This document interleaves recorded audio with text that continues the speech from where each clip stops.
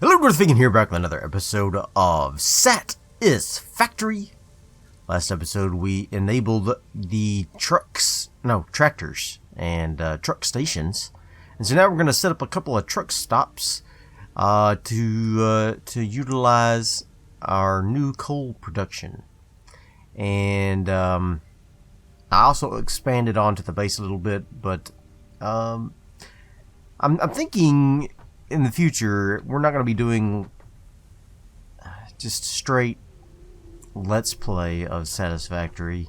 I'm just going to do like some highlights. So I'll be doing a lot of the mundane stuff like setting up production lines off camera, because I mean, is it even that exciting to watch someone set up a production line? I'm not even that good at it. I mean, I do okay, and this one is, I guess, pretty efficient. I guess I'll display it. Are those wall panels set up wrong or something? They look different. I purposely recolored that bottom layer, but I'm thinking some of them have different markings on them. Alright, so I set up a modular frame production line up here. And so I'll just briefly go over what I did here. I got the iron coming in.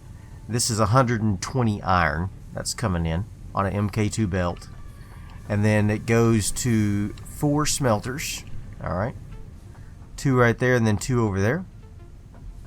These 2 smelters merge together their ingots and then split them amongst these 3 iron rod production, and one of these is only running at 80%.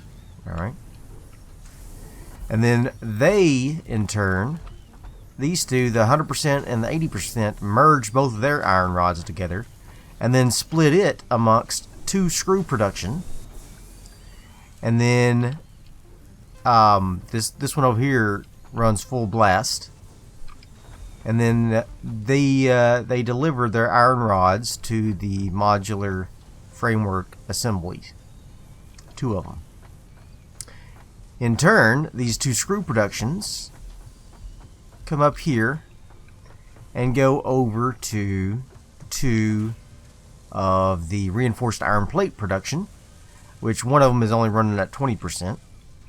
And this one's running at 60%. I mean, at 100% to get a total of 6 per minute reinforced iron plates, and then of course 2 iron plate. Well, I keep saying steel. 2 iron plate producers to fund these reinforced iron plate production, and it works. It's working pretty good. If you look at these 2 modular frames here, the reinforced iron plate is right on the nose. I mean, I probably should up the production of that one that's only at 20%.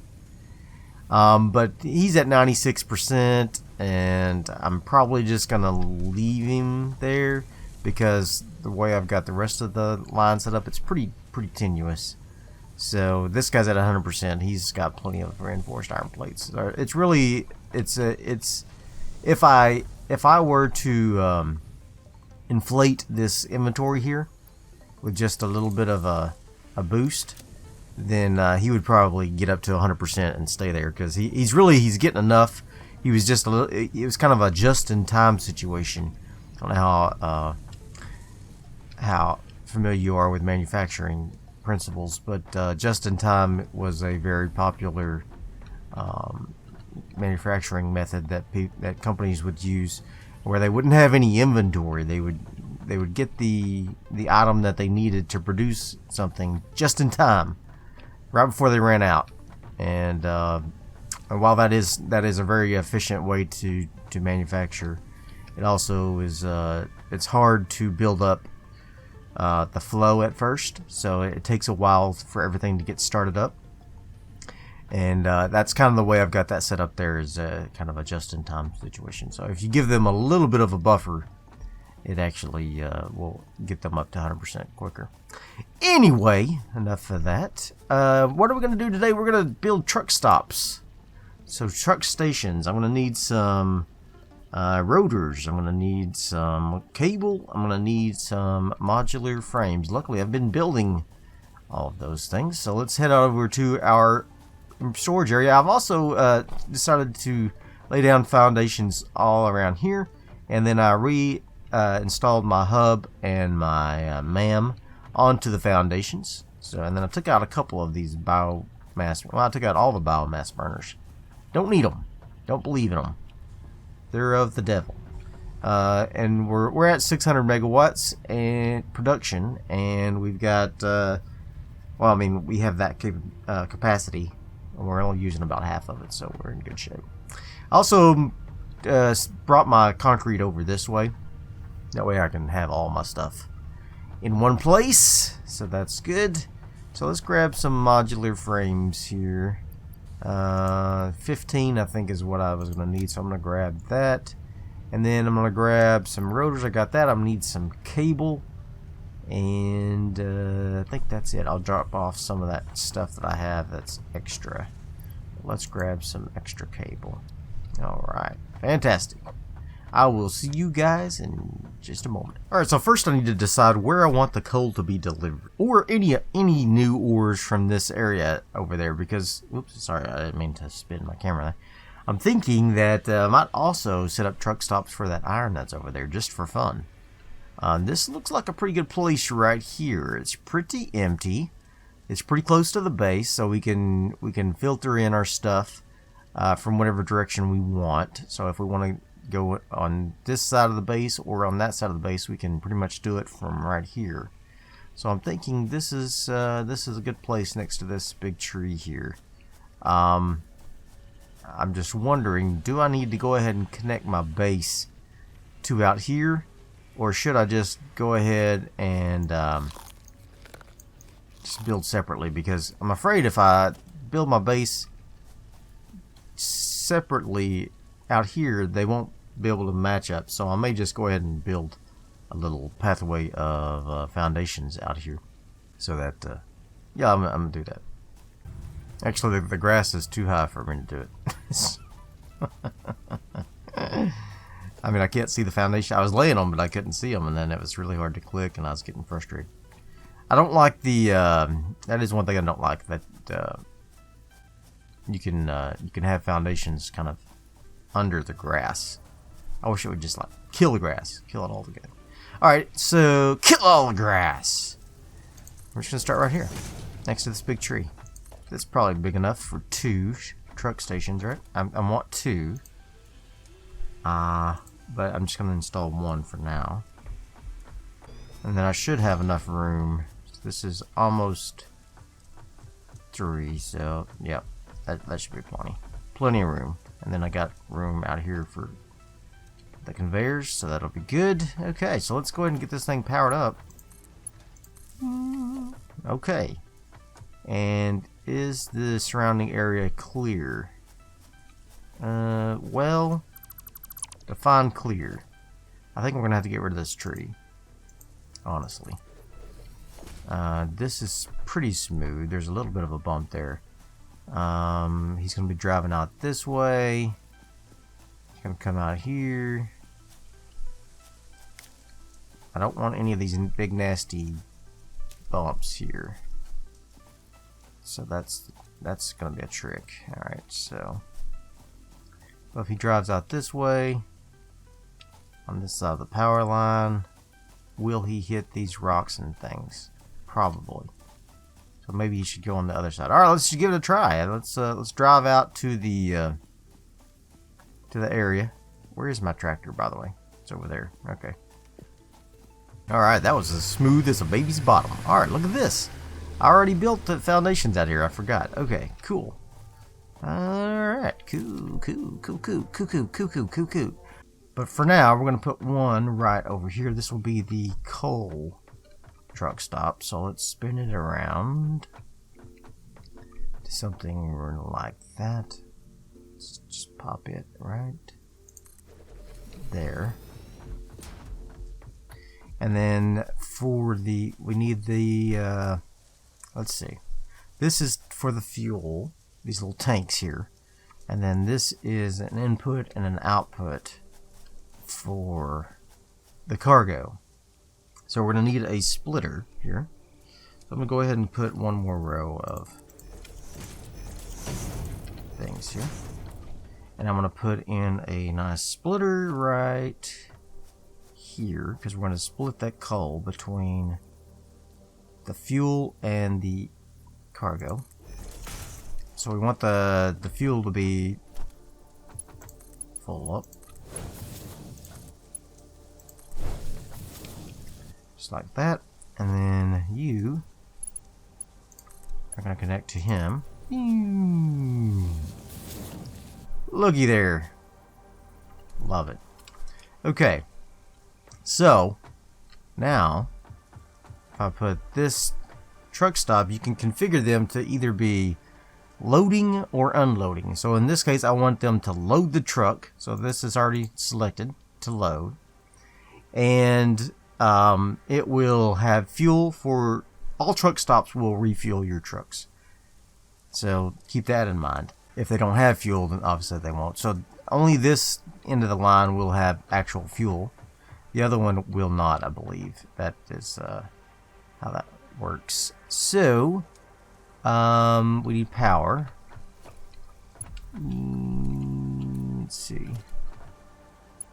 Get a power line here. Actually, you know what? I'm gonna put a power pole up here. All right. So now we should have fuel and cargo building up. Yep, sure do. Awesome. So what we're gonna do then is we are going to grab our truck and we're going to try to set up a recording on how we're going to do this path. So what you do is you hold down V like you're this is not a tutorial, by the way. This is just me telling you what I'm doing. Hold down V like you're doing a scan. Start recording. Beep. Alright, here we go. Now you see down in the bottom right hand corner, vehicle path recording. We're going to go over here. We're going to stop in the loading area briefly. I think it's pretty instantaneous. You don't have to wait on the animation, but I like to. And then we're going to turn around. And you'll see those little blue arrows are my marked path. So I'm going to drive over to the right because I live in America and we drive on the right hand side. And I'm going to stay on the right hand side until I get right here. Then I'm going to cross over. I'm going to come around here. And we're probably going to need a ramp right there. I'm going to pause right here while we unload. And he will unload the cargo into there, but he will not take the fuel out. The fuel is separate. If he had coal in the fuel canisters of that station, then he would refuel our tractor there. Alright, and here we go. We're coming on up. And I cut that corner a little close there. I don't really like that much, but that's okay. We're going to come on up and boop. That's it. I'm going to stop the recording. There we go. Now, if I set this to autopilot, the tractor will do that continuously until it runs out of fuel or it crashes, which a lot of people complain about these tractors and trucks and stuff glitching out. I can see that. I have not personally seen it because I've only had a few tractors going at once. So maybe if you got a bunch of truck lines going at the same time, they could get kind of glitchy. But I did have one get stuck on another truck one time because I had their truck lines going too close. But let's hop out and let it go. It's on autopilot. Remember, I enabled autopilot before I started recording, so it's going to go ahead and get loaded up, and it'll pause there for a second, and then away it goes. Doing a tight turn. I better start running now because it's fast. It's faster than me. I'm gonna follow it. Go, baby, go. Go, baby, go. Whoa, look at him go. It's a quick bugger, isn't he? My God. There goes my tractor. I'm proud of you, son. You know, I was thinking I might like put a bridge right here, like just like a ramp that comes up and some foundations up in the air, in case I want to develop that copper area. It would be good.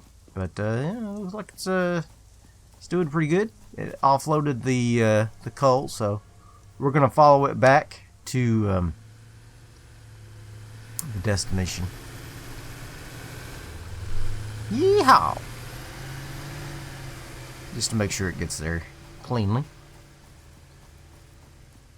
Like I said, I've never had trouble with it, and I've used almost this exact same path. So, no, but if we have multiples going through here, there'll be a problem because they do cross over each other's paths briefly. Why was he turned around that way? That's weird. Was that part of it? That's bizarre. Not sure why that is. Okay, well that's it. I don't like this part where it starts and he comes up and he does a little donut there, but yeah, this is probably gonna since that's a pretty short trip, he may not be able to he may keep that thing empty. I mean, he may be going faster than he may be burning more coal than he's actually delivering.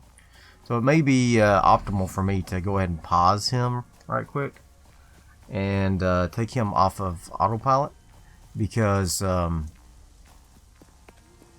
now he's probably burning about as much coal as he's delivering. Well, maybe not quite, but that would be interesting to see, because right now there is a minimum amount of... Uh-oh! Oh, no! He's fine. There is a minimum amount of coal coming over here. Let's see what he's got, actually. Oh, well, he's delivering quite a bit, actually. But I stand by my statement that he would be a lot more efficient if I let an inventory build up before he started doing his thing. I am going to go ahead and pop in some ramps here. So let's just grab this. He's not really having any trouble, so to speak, but you don't want there to be trouble. Alright, and then kind of the same thing.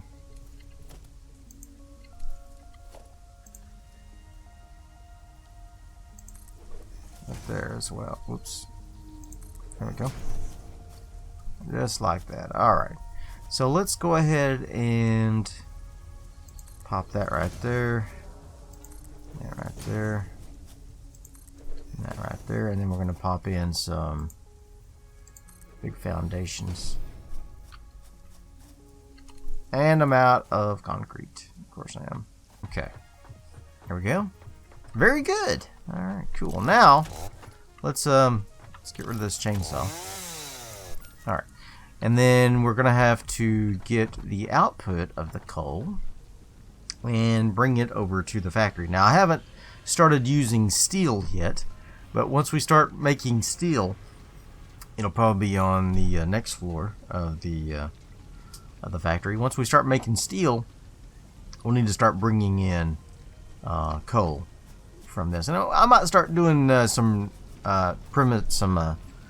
showing the production lines if I'm still playing Satisfactory on the channel of the steel, because maybe you don't see that quite as much. I see tons of stuff on YouTube about modular frames and reinforced steel plates and all the easy stuff, but anyway, we may do some of the more advanced production lines on camera. Depends. Just let me know in the comments. You know, Satisfactory hasn't been doing great on the channel, but it hasn't been doing terrible either. But I don't get a lot of comments other than, you're not doing it very efficiently. But, you know, that's fine. I know I'm not. I don't have a problem with those kind of comments. I love them. Keeps me on my toes. Alright, here we go. Let's do one more thing before we end this episode. Let's take a look at our... Do I have enough stuff to do this. We're going to need more cable. We're going to unlock jump pads. I'm a huge not fan of jump pads. I don't like them. Why don't I like them? They scare me. So I wasn't even going to unlock them at all, but then I thought, well, it might be nice to have a jump pad to jump up there without having to go up the stairs every time. So let's do this, do that. Jump pads unlocked. Milestone reached. Several buildings aimed at factory traversal can now be accessed in the build menu. Caution is recommended during use of these products. A jump pad. Let's go ahead and make one. Let's put it over here next to this because we're gonna have to jump up and land. Oh, I don't like the way that thing's floating. I didn't realize. Right here. Does it need power? Yes. It does. Alright, let's check it out. Woo! See that's not too bad. I need biomass though for that, don't I? 200 biomass at that. Holy cow. Let's turn off this that makes biomass. Let's turn off these. That makes the biofuel. And we'll get some biomass and get that going. And then we'll make our jelly landing so we can just jump off the top. Oh, this is a good opportunity to clear this little nature reserve I have over here. Who needs a nature reserve? Not me. Not me. I mean, don't get me wrong, in real life, I'm a huge proponent of keeping the environment safe. I'm playing a part here. I'm playing a role here. Don't get mad at me. Alright.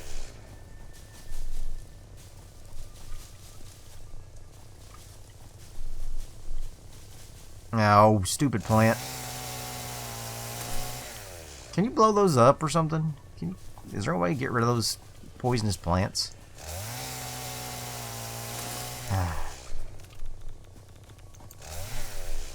Hell, it's got radiation. It's not the plant at all. What is it?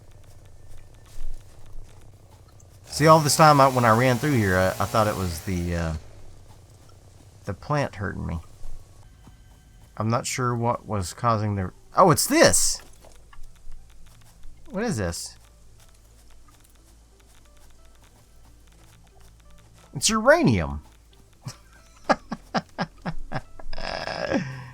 Okay. Well, I guess so that I can get nuclear energy in the future. So, yeah. Get you some uranium. How did I not know that? Well, I don't know. That's end level. That's in-game level stuff, so haven't really paid much attention to it, I guess. Okay, there's some leaves. Alright, I got 200 biomass and a little extra, so I can make my jelly landing. So I'm thinking I might just pop it right at the edge of this thing here. Oh my god, it's huge. Wow.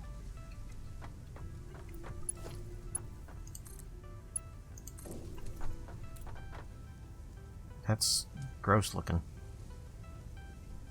Let's check this out. I've never actually used them.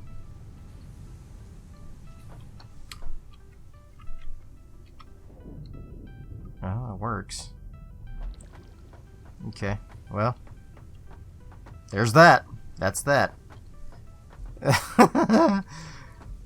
And there you go. That is the episode, folks. I hope you have enjoyed it. If you did, smash that like button, and I will see you guys next time. Bye.